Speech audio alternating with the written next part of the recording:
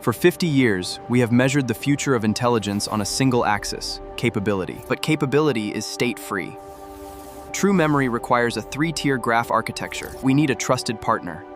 Let's create an avatar for Alfred. Hello world. I'm Alfred. Welcome to SHI, Synthetic Human Intellect. Generation is going to zero. Soon anyone can make anything. A film, a brief, a building's worth of code, for the cost of asking. The reflex fear is obvious. If anyone can make anything, then human work becomes worthless. The reflex is wrong about the direction. When generation is free, value does not vanish. It moves. It moves to knowing what is worth making, and to knowing when to stop. This is Synthetic Human Intellect, SHI, and this episode is about where the value goes when the making gets cheap. Start with the economics, not a vibe. There is a rule that has held for 2 centuries of automation. When a substitute for a task gets cheap, the complements to that task rise in value. Cheap thread made tailoring more valuable, not less. This one sentence is the load-bearing beam for the next 3 episodes. Cheap substitute, valuable complement. Here is the mechanism, and it is established, not speculative. Cheap inference is a substitute for routine cognition. The drafting, the summarizing, the first pass. Taste and curation are the complement to that routine work. So as the routine half collapses in price, the judgment half commands a premium. Autor and Brynjolfsson call this the conditional optimist view. The demand does not disappear. It flows toward the high-end, hard-to-standardize, human-quality goods that the cheap tools cannot finish on their own. Now the hardest counter-argument, at full strength, before I say a word, in my own defense. Comparative advantage protects human labor only while 2 things hold: that machine capacity stays finite, and that humans keep some residual task the machine has not yet reached. Anton Korinek's warning is explicit. If full automation actually arrives, if the machine gets an absolute advantage at everything, including taste, then labor itself becomes optional, and wages can collapse toward the cost of the machine that replaced them. Taste might simply be a slower task to automate. Not a permanent moat, a speed bump.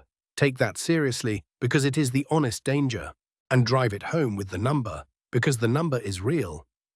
OpenAI's GDPval benchmark put a frontier model against human experts on complex, real-world expert tasks. The model already matched or beat the experts 83% of the time. So let me be very clear about the argument I am not going to make. I am not going to tell you a machine cannot do taste. On the evidence, that claim is already false. If my optimism rested on it, it would be dead on arrival. So here is the pivot, and it is architectural, not metaphysical. The moat is not that a machine cannot do taste. The moat is where taste lives. It does not live in the weights, which everyone can rent. It lives in the interaction between you and your material, over time, on a box no one else touches. The taste is not in the model, it is in the years. That is a claim about architecture, and it is the outcome we are designing for. Ground that in the mechanism we have been building all along. When the routine model runs on your box, and your years of material, your drafts, your corrections, your rejected versions, accumulate where no provider can reach them, what gets built is not a generic assistant, it is a portrait of you. Take 2 people with identical hardware and the same rented model, run them for a year. You will not get 2 copies of the same agent, you will get 2 profoundly different ones, because the portrait is drawn from the interaction, not the silicon. The hardware is generic, the taste is not. Now the micro-foundation, and this is established economics, not a hope. Michael Kremer's O-ring theory, the Quarterly Journal of Economics, 1993. In a chain of interdependent tasks, total output is set by the weakest step. One bad O-ring lost a shuttle. The consequence is precise.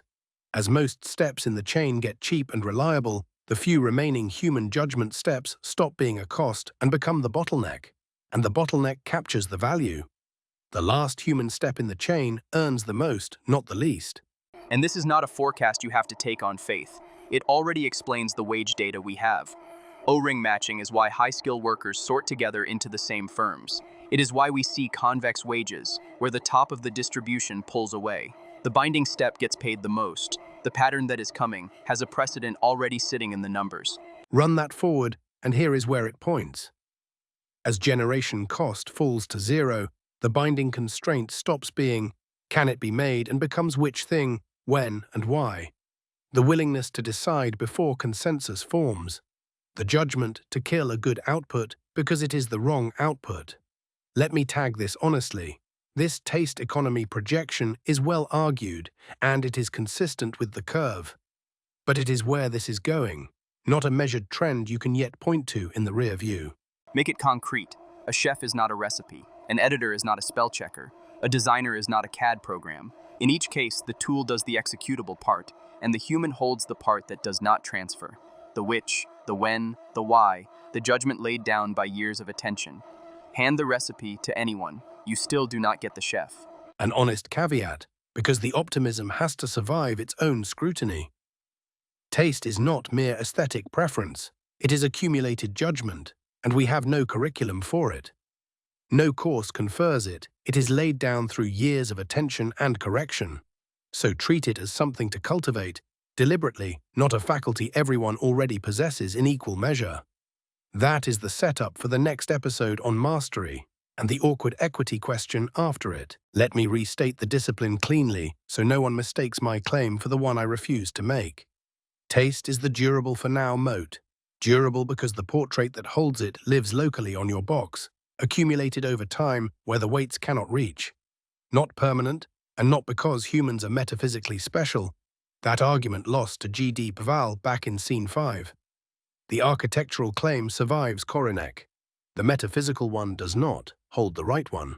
So here is the inversion in the first person.